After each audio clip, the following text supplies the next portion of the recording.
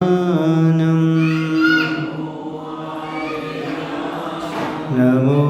वज्रायानं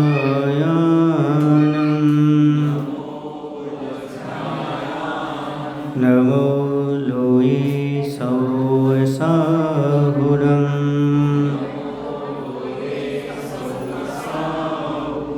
बोलिए अहिंसा परमो धर्म की देवादिदेव श्री शांतिनाथ भगवान की आचार्य गुरुदेव श्री विद्यासागर जी महाराज की आचार्य समय सागर जी महाराज की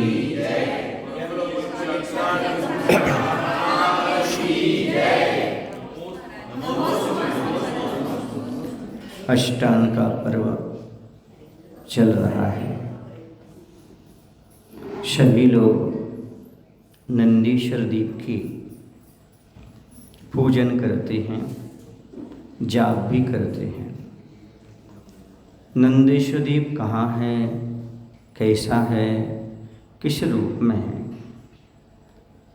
और इसके साथ ही साथ वहाँ की प्रतिमाएं कैसी हैं, आदि आदि आप लोग जो नंदीश्वर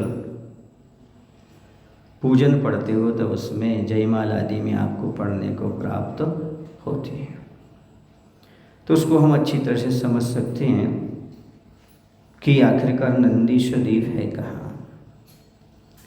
तो इस मध्यलोक में असंख्यात द्वीप और समुद्र हैं, ये आपको ज्ञात है, जिसमें अंतिम द्वीप समुद्र है स्वयंभू रमण द्वीप और शंभु रमण समुद्र। तो 7 द्वीप और 7 समुद्र के बाद एक 8वां द्वीप आता है जिसका नाम है नंदीश्वर द्वीप। इस द्वीप की जो रचना है वह अपने आप में एक अद्भुत है, और वहाँ पर देवतागण ही पहुँच पाते हैं।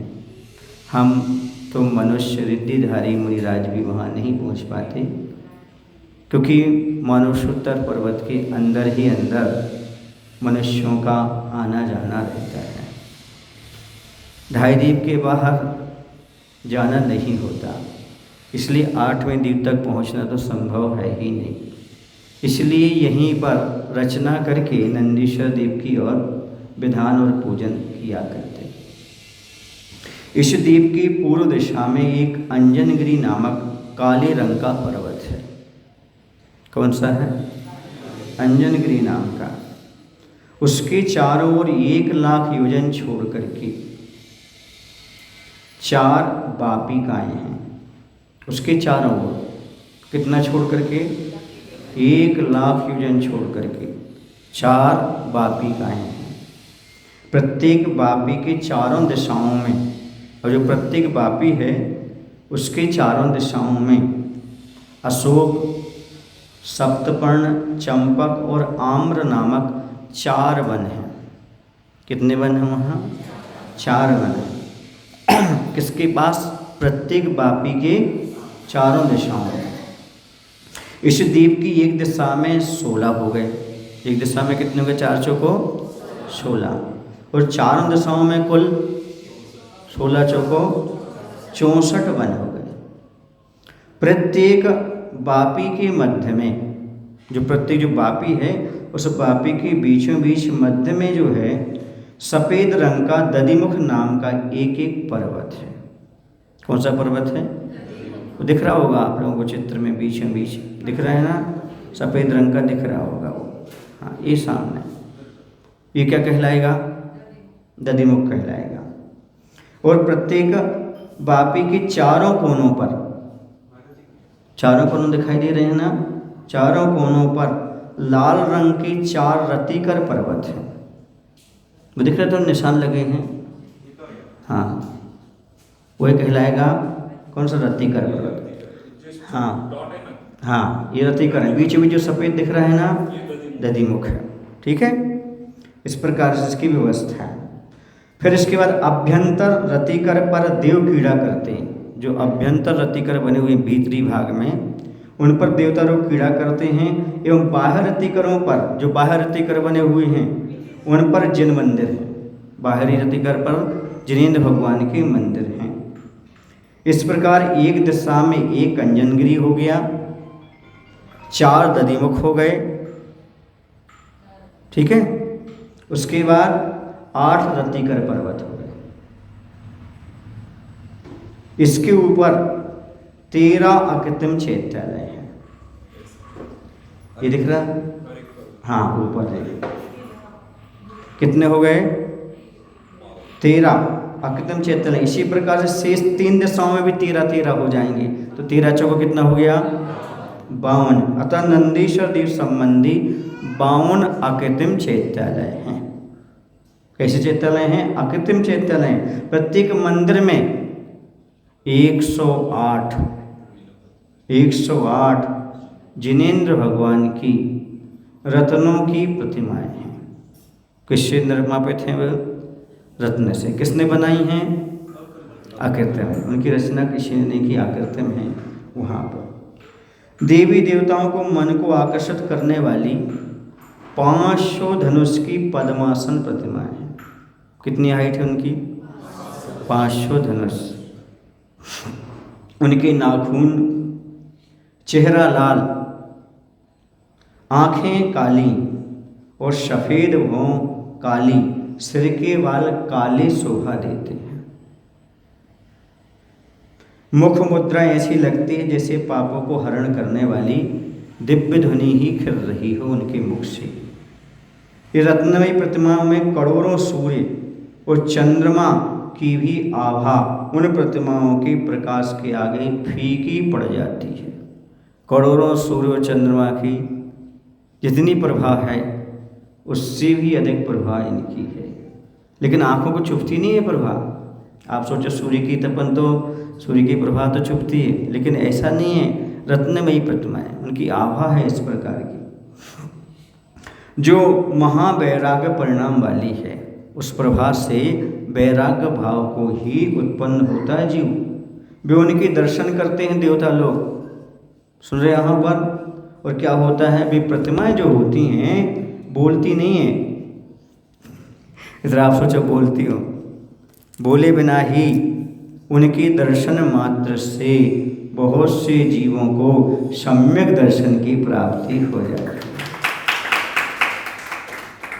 उन सुख देने वाली प्रतिमाओं को नमस्कार यहाँ से करते हैं।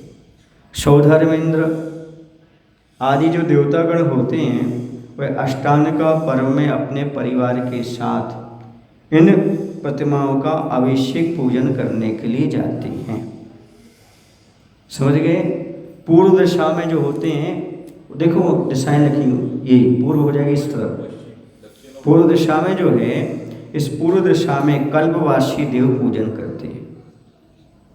दक्षिण दिशा में जो नीचे है, इस दक्षिण दिशा में भुवनवासी देव पूजन करते हैं।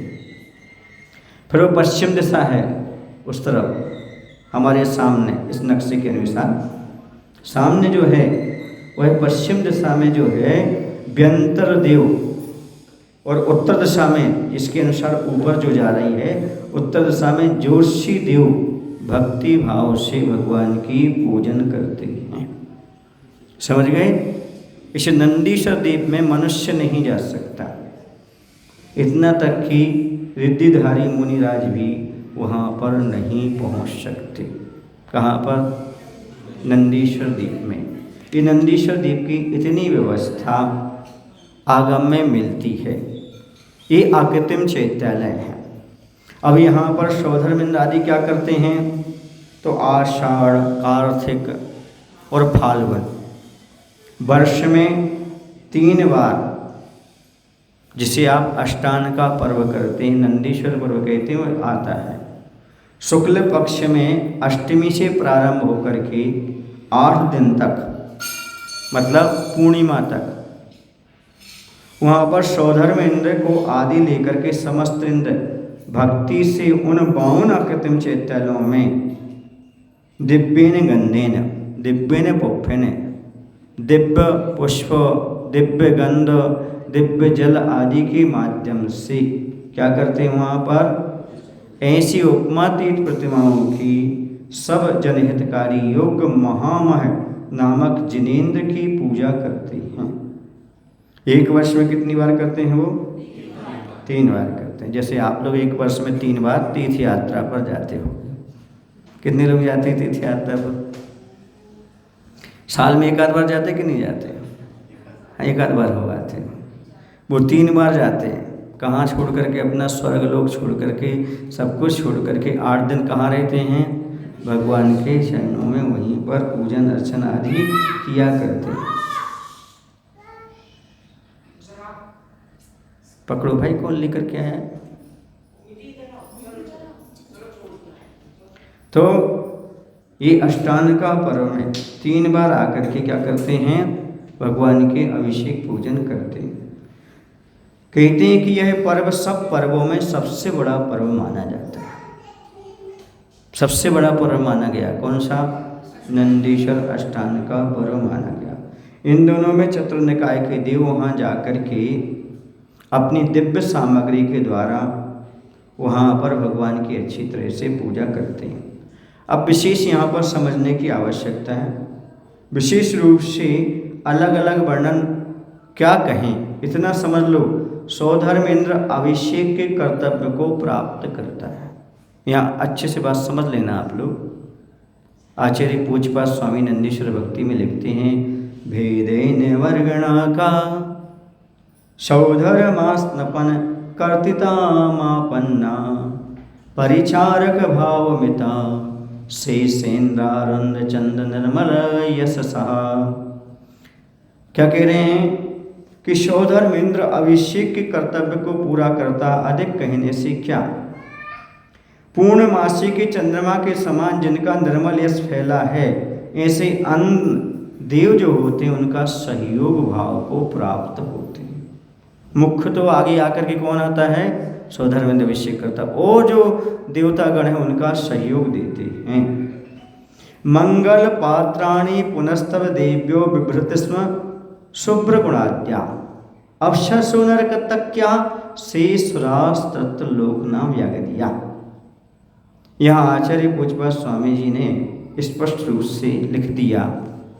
कहीं कहीं प्रथमायोग में लिखा रहता है कि देवी देवता जाकर के नंदीश्वर दीप में भगवान का अभिषेक किया, पूजन किया। श्रीपाल मैना सुंदरी ने जाकर के भगवान का अभिषेक पूजन किया। इसको लेकर के लोग तर्क उठाते हैं कि जब श्रीपाल और मैना सुंदरी ने अभिषेक किया, ऐसा लिखा रहता है, तो हम भी अपनी पति के साथ अभिषेक क्यों नहीं कर सकते? जब सौधर्मेंद्र अपने परिवार के साथ जाकर के भगवान का अभिषेक करता है, तो मैं क्यों नहीं कर सकता? तो कहने में तो यही आएगा, ये पति पत्नी दोनों बाजार गए थे, इन्होंने इतनी चीज़ें खरीदी हैं, जब एक साथ गए तो ये तो आएगा ना। अभी थोड़ी अलग से फोड़ के कहा जाएगा कि पति ने ये खाया और पत्नी ने ये खाया। अब ऐसे परिवार के साथ गए, लेकिन यहाँ पर पूज्यपाद स्वामी ने दोनों बातों को स्पष्ट खोल दिया। क्या कहा कि सौधर्मेंद्र प्रमुख होकर के भगवान का अभिषेक करता है, अन्य देवतागण उनका सहयोग करते हैं। अब प्रश्न उठता है, देवियाँ क्या करती हैं? वो क्यों जाती हैं? यदि वहाँ अभिषेक नहीं कर सकते तो क्या करती हो, वहाँ पर क्यों जाती हैं? तो सुनो, उन्होंने आगे लिखा, मंगल पात्राणि पुनस्तव देव्यो बिभ्रत इसमें शुभ्र गुणाढ्या अप्सरसो नर्तक्या शेष सुरास तत्र लोकनाम यादित्या। उन्होंने लिखा, उज्ज्वल गुणों से युक्त उनकी देवियाँ अष्टमंगल द्रव्यों को धारण करती हैं। जब भगवान का सौधर्मेंद्र अभिषेक करता है, तब देवियाँ मंगल द्रव्य लेकर के खड़ी रहती हैं। अष्टमंगल द्रव्य हाथ में लेकर खड़ी रहती और क्या करती हैं? अप्सराएं वहाँ पर नृत्य करती। जब भगवान का अभिषेक होता है तब क्या? क्योंकि महामहोत्सव है, अभिषेक को महामहोत्सव कहा है। मध्यलोक के लोग अभिषेक को महामहोत्सव नहीं मानते, लेकिन भगवान का अभिषेक सबसे बड़ा उत्सव है, इसलिए वहाँ पर सौधर्म इंद्र मुख्य होकर के भगवान का अभिषेक करता है। अन्य इंद्र उनका सहयोग करते हैं, देवियाँ अष्टमंगल द्रव्य लेकर खड़ी होती हैं और अप्सराएं वहाँ पर भगवान का नृत्य करती हैं। नंदीश्वर द्वीप में महोत्सव मनाया जाता है। इस प्रकार का होता है, सबका अपना अपना काम है। सौधर्म इंद्र का अपना काम है, अन्य इंद्रों का अलग काम है। और पूज्यपाद स्वामी तो सारी बातें खोल दी। उन्होंने स्पष्ट कहा कि भगवान का अभिषेक तो देव करते हैं, अन्य देव सहयोग करते हैं, लेकिन देवियाँ अष्टमंगल द्रव्य लेकर के खड़ी रहती हैं। इसके साथ अप्सराएं नृत्य करती हैं। इतना उनको आनंद आता है कि वो नृत्य करते हैं। अन्य देवतागण वहाँ उस अभिषेक के दृश्य को देखने में दत्त चित्त रहते हैं। अन्य देवतागण वहाँ खड़े होकर के अच्छी तरह से भगवान का अभिषेक देखा करते हैं। ऐसा पूज्यपाद स्वामी ने कहाँ लिखा हुआ है? नंदीश्वर भक्ति में इस प्रकार का उन्होंने व्याख्यान किया। और भी कहा, वाचसमपि वाचामपि गोचरताम सभ्यति यत क्रमाणम विबुध पति विभवम विभवम बेहत विभवम मानुष मात्रस्य कस्य शक्ति स्तोत्रम। कहते जो महामय पूजन इंद्रों के द्वारा विशेष वैभव से संपन्न होती है, बृहस्पति के वचनों की भी विशेषता को उल्लंघन कर प्रवर्तमान है। अर्थात बृहस्पति एक प्रकार से कहा जाए सुरगुरु कहते हैं, या सौधर्म इंद्र भी कह सकते हैं, जो द्वादशांग को जानकार होता है। द्वादशांग का पाठी भी उस महामन पूजन का वर्णन नहीं कर सकते। जिनको पूरा द्वादशांग का ज्ञान है वो भी इतने उत्सव के साथ वहाँ पर पूजन करते देवतागण, उसे महामय पूजा कहते हैं। कौन सी पूजन कहते हैं? महामय पूजा करते हैं। तो देवतागण इतने अच्छे से वहाँ पर मनाते हैं, पूजन संपन्न करते हैं वैभव के साथ, कि वहाँ पर द्वादशांग का पाठी भी उसका वर्णन नहीं कर सकता। उस महामय पूजन की स्तुति करने के लिए किस मनुष्य मात्र की शक्ति में सामर्थ्य है? अर्थात नंदीश्वर द्वीप में सौधर्म आदि इंद्रों के द्वारा अष्टांगिका पर्व के 8 दिनों में जो महामय पूजन होती है, निरंतर महावैभव के साथ, विशेष भक्ति के साथ, नृत्य के साथ, गीत के साथ, गान के साथ की जाती है, उस पूजन की शोभा का और उसके साथ साथ उनकी भक्ति का वर्णन बृहस्पति भी अपनी वाणी से नहीं कर सकता। फिर उन चैत्यालयों की स्तुति करने के लिए सामान्य मनुष्य में इतनी शक्ति कहाँ से उत्पन्न हो सकती है? समझ गए?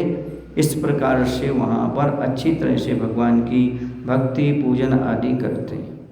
अब आप सोचते होंगे कि नंदीश्वर द्वीप में वहाँ जा कर के क्या व्यवस्था होती होगी, कैसे क्या करते होंगे? तो देवतागण हैं, देवताओं के पास सारी सामग्री जैसे प्राप्त हो जाती है, उनकी अपनी विशेषता होती है। तो दिव्य पुष्प आ जाते हैं, दिव्य गंध आ जाती है, दिव्य सारी चीज़ें आ जाती हैं। आप जैसी नहीं रहती है कि आपको थोड़ा सा आरंभ करना पड़ता है, ये सारी चीज़ें उनकी यहाँ नहीं होती, सब दिव्य होते हैं। दिव्यन गंधन, दिव्यन चुंदन, दिव्यन दुविन, दिव्यन वासन, ये सारे दिव्य होते हैं, सारी चीज़ें दिव्य होती हैं। इसलिए वो सारे के सारी व्यवस्थाएं ऐसे करते हैं, उन जैसी व्यवस्था आप नहीं कर सकते, क्योंकि आप कौन हो? मनुष्य हो, और आपको दिव्य वस्तुएं नहीं हैं। कौन सी वस्तु नहीं है? फिर भी आप लोग बोलते दिव्य दीपम नरपाम थी साहा, पर वहाँ पर दिव्य वस्तुएं चढ़ाते हैं। इस प्रकार का वहाँ पर कार्य करते हैं। और कह रहे इसके साथ साथ उतने में शांति नहीं रखते वो, और क्या करते हैं? कह इतना सब कुछ करने के बाद वो देवतागण पूजन अभिषेक से महापुण्य का संचय करके भी देवतागण अपने अपने स्थान को चले जाते हैं। ये सब पूजन करके वो सब अपने अपने स्थान को चले, फिर क्या करते हैं? फिर एक एक मेरु पर्वत पर 4 वन हैं। आपको भी बताया हमने, भद्रशाल, नंदन, सोमनस, पांडुक। तो मेरु पर्वतों के सबसे नीचे चारों ओर भद्रशाल वन है, इनके ऊपर मेरु पर्वत के चारों ओर नंदन वन है, और ऊपर तीसरी कटनी पर चारों ओर सोमनस वन है, और उनके ऊपर चारों ओर पांडव वन है। इस प्रकार पांचों मेरु संबंधी 20 वन हैं। इन वनों में चारों दिशाओं में एक एक आकृतिम चैत्यालय है। इस प्रकार 5 मेरु पर 80 जिन चैत्यालय हैं, और इन चैत्यालयों की वंदना के लिए जाते हैं देवतागण। क्या करते हैं? इन चैत्यालयों की वंदना के लिए देवतागण जाते हैं। आप जहाँ पर नहीं पहुँच पाते वहाँ पर सारे देवतागण जाकर के भगवान की अच्छी तरह से भक्ति और पूजन किया करते हैं। अब आपको समझ में आया नहीं आया? 52 चैत्यालय समझ में आ गया? कि फिर से बताऊंगा आपको, सुनो। पहले हमने आपको बताया कि वहाँ पर जो होता है 7वां समुद्र और 7वां द्वीप पार करने के बाद कौन सा द्वीप आता है? 8वां द्वीप। 8वां द्वीप का क्या नाम है? नंदीश्वर द्वीप। ठीक है ना। इस समय क्या चीज़ है? सबसे पहले एक चीज़ बताई हमने, कौन सी चीज़ बताई बताओ? क्या होती सबसे पहले? अंजनगिरी नामक पर्वत। कौन सा होता है? अंजनगिरी नामक पर्वत होता है। उसके चारों ओर 1 लाख योजन छोड़ करके 4, तो कुल वापिका कितनी हो गई? 16 हो गई। और 4 क्या होते? वन। तो 16 चौको 64 क्या हो गए? वहाँ पर वन हो गए। इस द्वीप की एक दिशा में 16, एक दिशा में कितने हो गए? 16, और चारों दिशाओं में 64 वन हो गए। प्रत्येक वापी के मध्य में सफ़ेद रंग वाला एक बीच बीच दिख रहा ना, वो क्या कहलाएगा? दधिमुख कहलाएगा। ठीक है ना। एक एक पर्वत है। प्रत्येक वापी के चारों कोनों पर लाल रंग के 4 रतिकर पर्वत हो गए। ठीक है। अभ्यंतर रतिकरों पर देव क्रीड़ा करते, बाह्य रतिकरों पर क्या हैं? जिनेंद्र भगवान के मंदिर हैं, चैत्यालय हैं। एक दिशा में कितना? 1 अंजनगिरी। एक दिशा में क्या हो जाएगा? 1 अंजनगिरी हो जाएगा। 4 दधिमुख हो जाएंगे, और 8 रतिकर पर्वत। 1 अंजनगिरी, 4 दधिमुख और 8 रतिकर पर्वत हो जाएंगे। इसके ऊपर 13 आकृतिम जैनालय हो जाएंगे। कितने हो जाएंगे? इसी प्रकार से एक दिशा में कितने हो गए? 13। अंजनगिरी का 1 हो गया, दधिमुख का 4 हो गया। कितने हो गए? 5। और 8 कितने हो गए? रतिकर के। तो कितने हो गए? 13 हो गए। ठीक है ना। ऐसी एक दिशा के हुए। अब 4 के ले लो, 13 चौको आगे सन में। इस प्रकार से ये 52 आकृतिम चैत्यालय हुआ करते हैं। इन 52 आकृतिम चैत्यालयों में प्रत्येक चैत्यालय में कितनी प्रतिमाएं होती हैं? 108 108 होती हैं। अब आप गुणा कर लो, कितनी हो जाएंगी पूरी?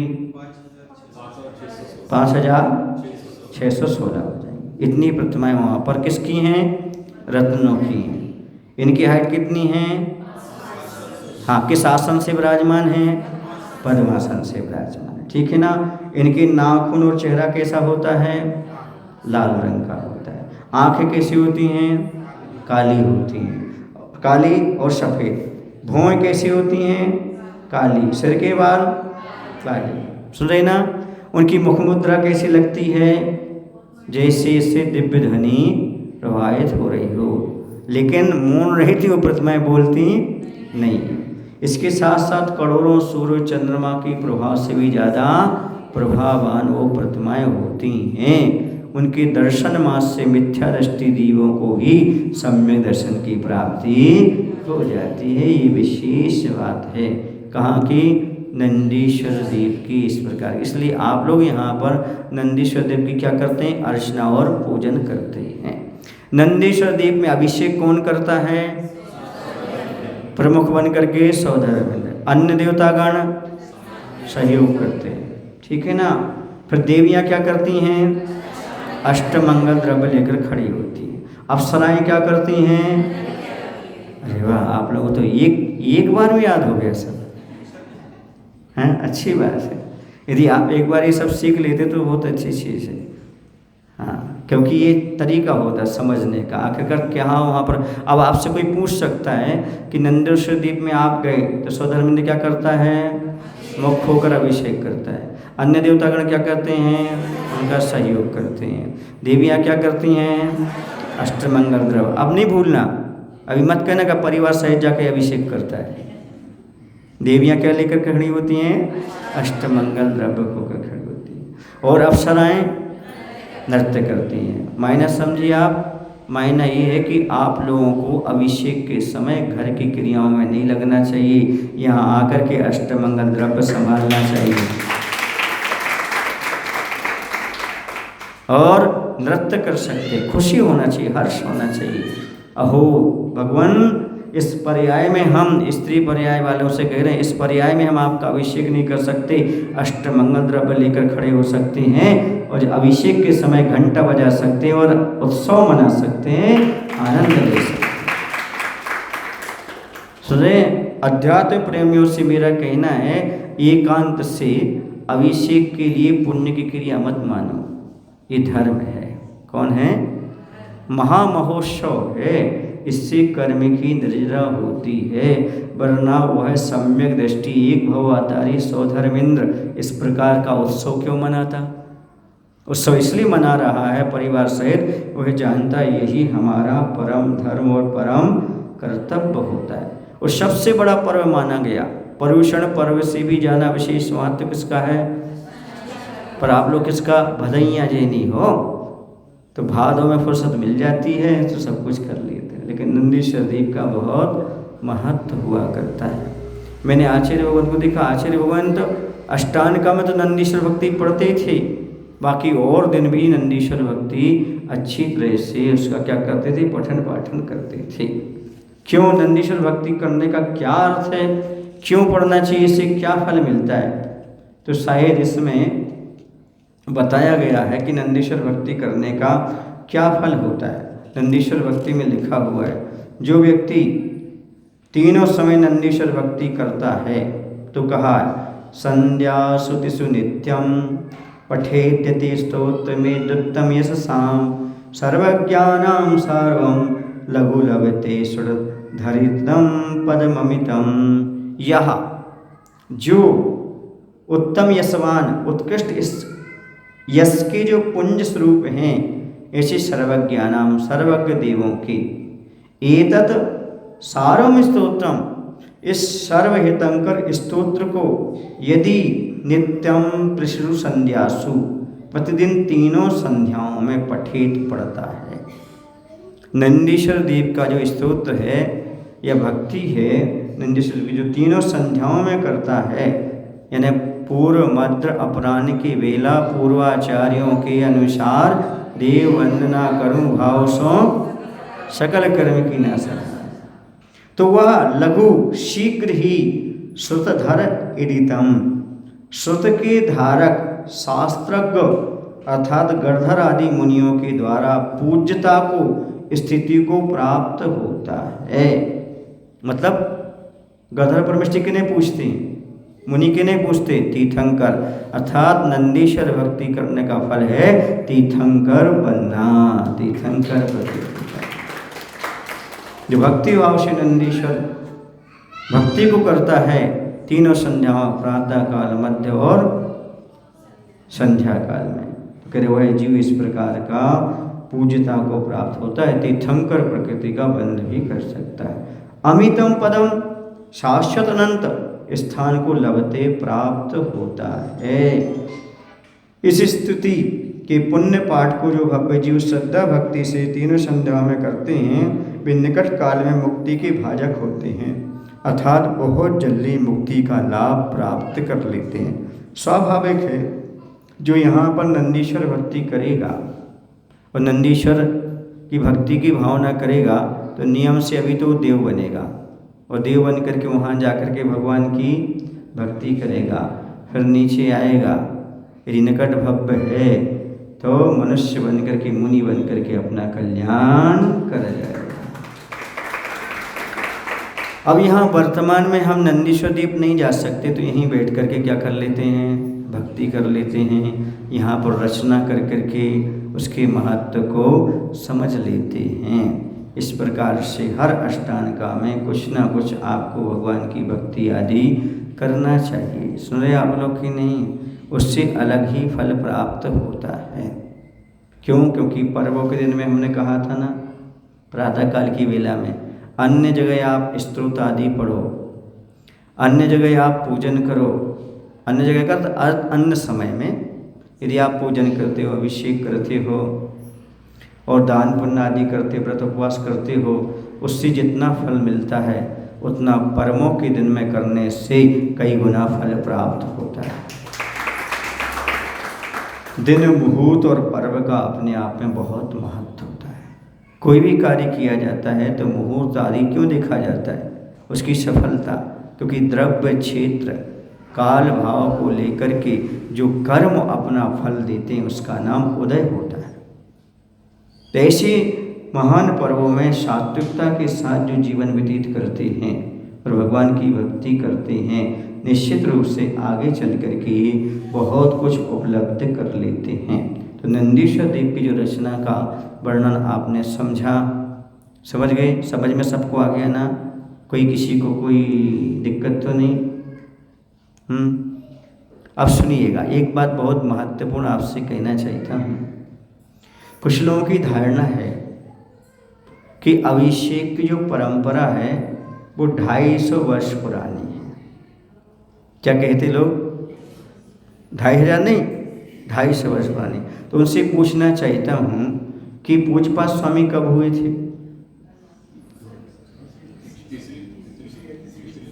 फिर 250 वर्ष कैसे हो गया? तो ये जो विकृतियाँ पैदा हो रही हैं, इन चीज़ को समझो। दूसरी चीज़, सम्यक दर्शन आदि की पुष्टि अभिषेक से नहीं होती। अभिषेक तो इसलिए किया जाता है कि भगवान की प्रतिमा पर धूल लग जाती ना, उसको साफ करने के लिए किया जाता है। मैं पथरिया नगर में था, पूज्य अजित सागर जी, पुष्पदन सागर जी और मैं तीनों ने शीतकालीन वाचना वहाँ पर की थी आचार्य भगवंत के आशीर्वाद से। फिर वहाँ पर पंचकर्णक की भूमिका बनी।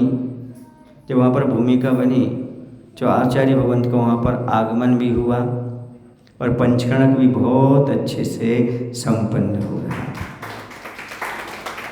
उसके बीच में आचार्य से थोड़ा दूर था मंच, लगभग 500 मीटर दूर होगा, जहाँ पर हम लोगों का आवास था, रुकना था।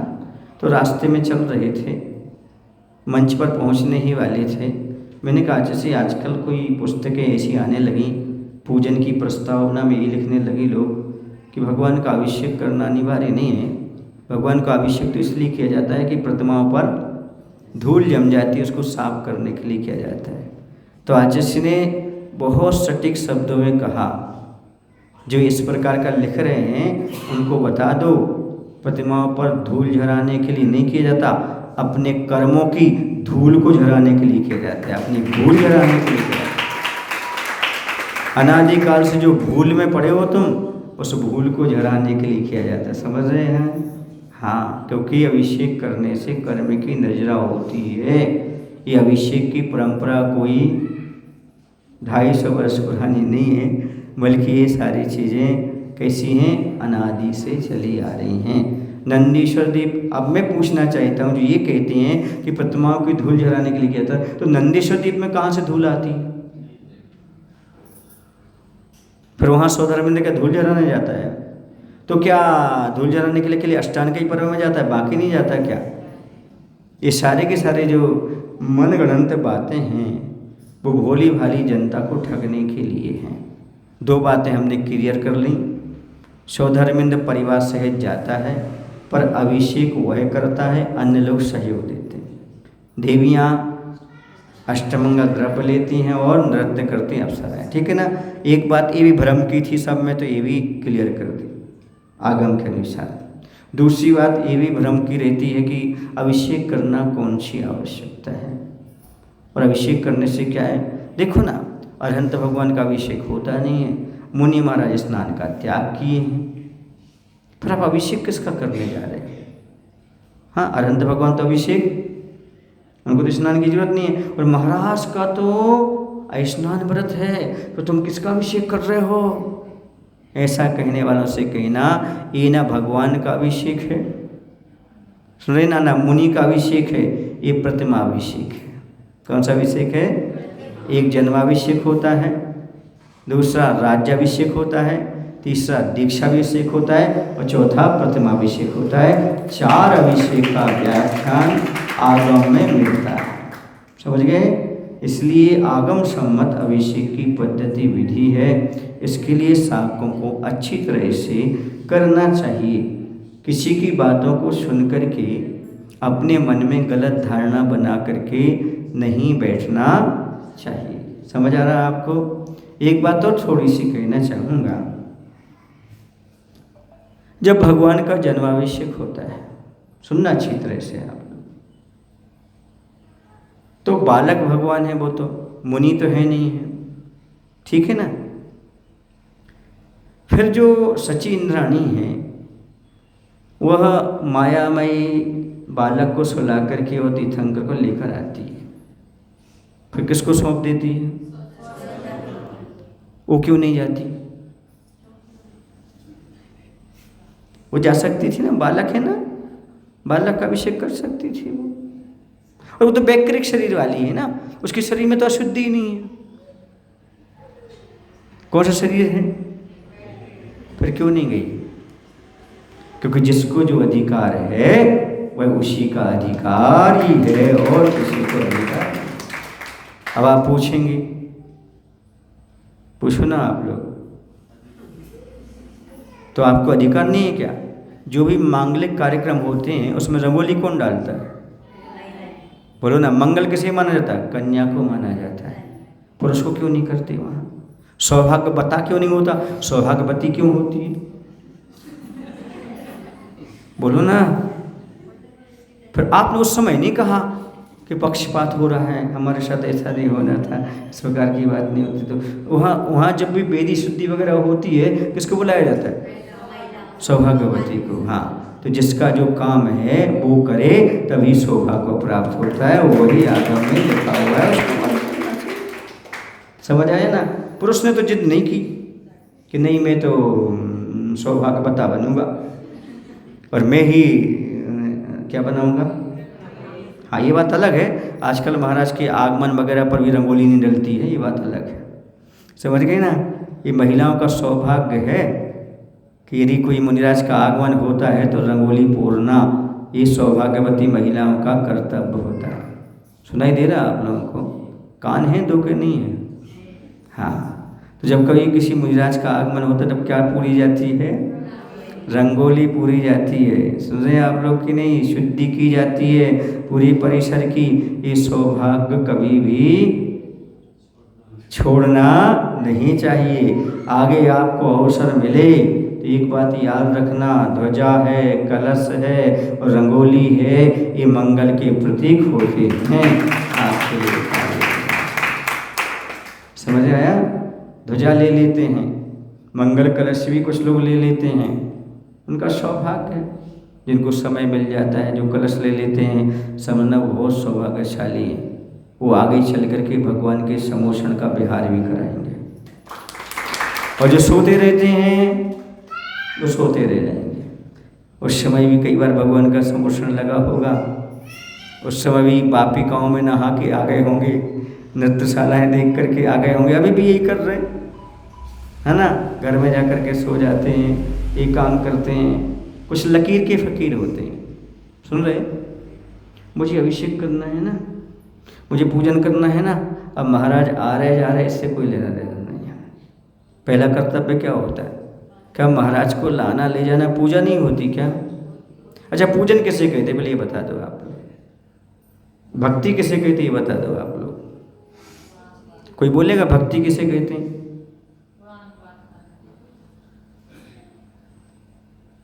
बोलो भाई, भक्ति किसे कहते हैं? नहीं, बिल्कुल नहीं। पूज्य पुरुषेषु गुणेषु अनुरागा भक्ति। गुणानुवाद करना नहीं लिखा, गुणों के प्रति अनुराग होना सो भक्ति है।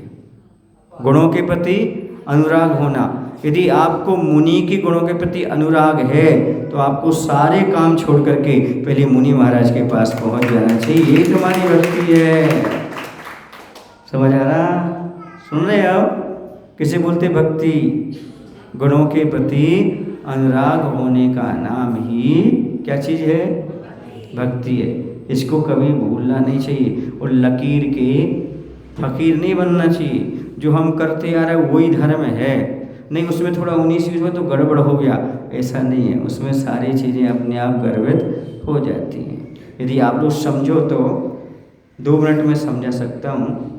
मुनि महाराज की आहारचर्या में 6 आवश्यक हो जाते हैं। क्या हो जाते हैं? हाँ, कैसे हो जाते हैं? आपने पड़गाहन किया। क्या किया? पड़गाहन करने के बाद आपने पाद प्रक्षालन किया। पाद प्रक्षालन की क्रिया कौन सी क्रिया हो गई आपकी? अभिषेक जैसी क्रिया हो गई, ठीक है ना। फिर आपने क्या किया? पूजन। पूजन हो गई ना। फिर कौन सा आवश्यक आता है? गुरु उपास्थि। देव पूजा, गुरु उपास्थि, ठीक है ना। तो गुरु की उपासना कर ही रहे हो, पास में बैठे हो, है ना। गुरु उपास्थि। स्वाध्याय। स्वाध्याय में क्या लिखा है?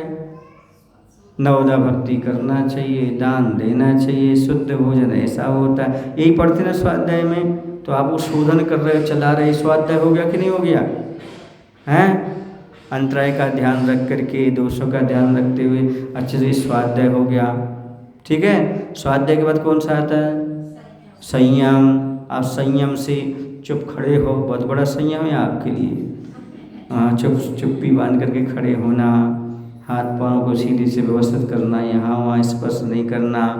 और मैं तो ये कहता हूँ जब तक महाराज के आहार चल रहे हों या जब तक महाराज के आहार ना हो जाए तब तक ग्रस्त मुख में पानी भी नहीं डालता, ऐसे भी ग्रस्त हो। तो उनका संयम है। तपस्या। सर्दी का समय है, ऊनी वस्त्र नहीं पहने, मात्र धोती दुपट्टा पहने हो, मात्र साड़ी पहने हो। ये तप नहीं है क्या?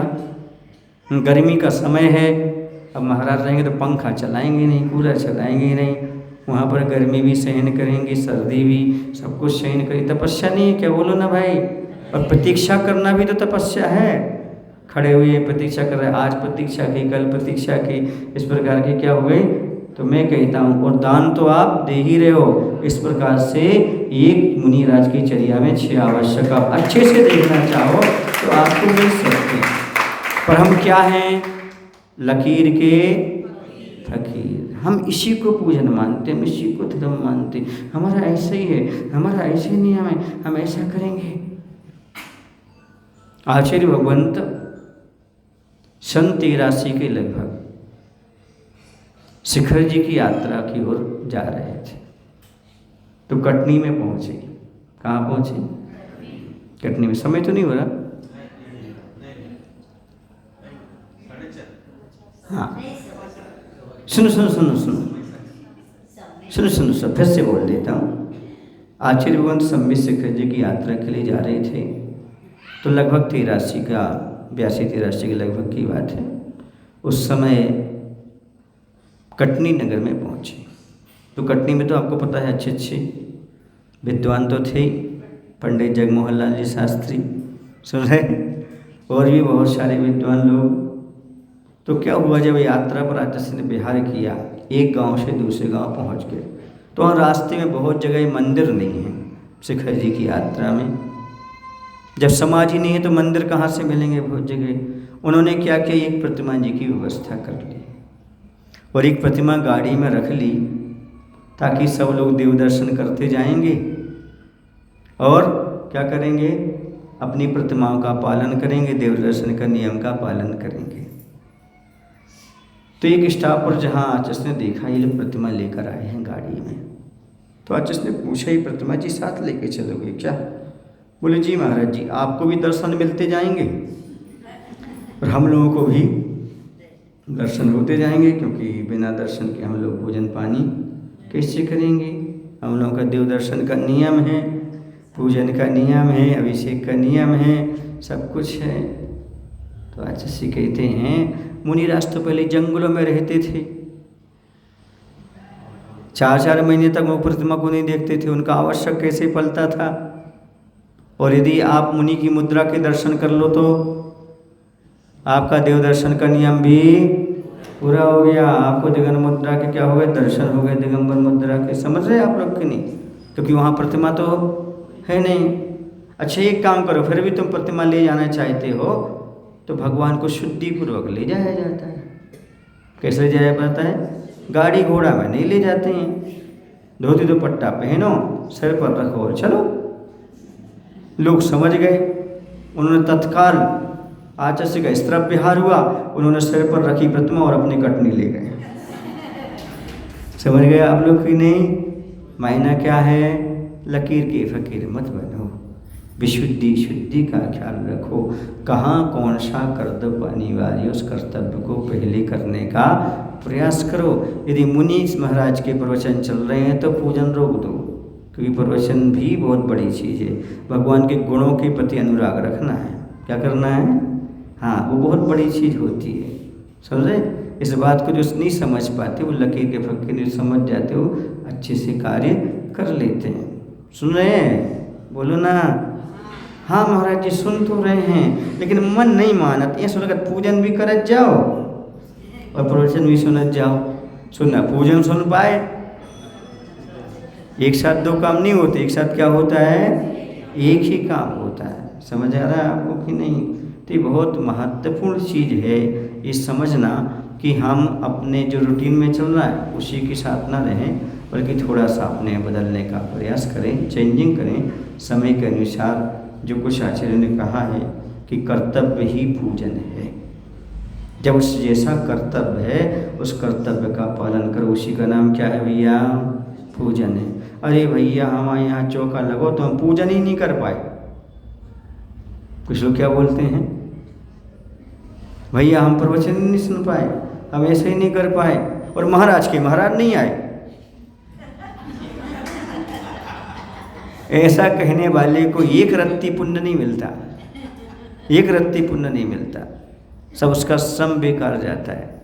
बल्कि उसे सोचना चाहिए परम सौभाग्य कि आज हम 3 लोक के नाथ बनने वाले मुनि के प्रति हम प्रतीक्षित हैं, हम प्रतीक्षा कर रहे हैं। ये भाव उस गृहस्थ के अंदर आना चाहिए। अरे यही तो पूजन है, यही तो धर्म ध्यान है, और कौन सा है? मैं तो कहता पूजन करके उतना धर्म नहीं कर पाओगे जितना आप लोग चौके में धर्म कर लेते हो। उतनी एकाग्रता आपकी पूजन में नहीं आई जितनी महाराज के सामने रही थी। भैया कुछ गड़बड़ ना हो जाए, कुछ गड़बड़ ना हो जाए, अलर्ट रहे थे। उस समय मन आपका शुद्ध और पवित्र बना रहता। होता कि नहीं होता? बोलो भाई। हाँ, क्योंकि भगवान तो बोलते नहीं है मैं। आपने क्या पढ़ दिया? भगवान ने सुना नहीं, भगवान ने बोला नहीं। पर महाराज के सामने गड़बड़ नहीं कर सकते। हाँ, मैं नहीं कर सकते। जो चढ़ाना है वही चढ़ाओगे। जैसे बोलते ओम भगवान जानती स्वाहा। अब किसको पता आपने क्या चढ़ा दिया, कौन सा मंत्र बोला, क्या बोला? समझ आ रहा ना? हम देखते हैं इसलिए कह रहे हैं। ऐसा होता है। और क्या बोलते उदा के चंदन तंदल पुष्प के, ओ भैया वो डिबिया उठाना, चरु सुदीप सुधु फल अर्घ कई, ऐसी आपकी पूजा होती।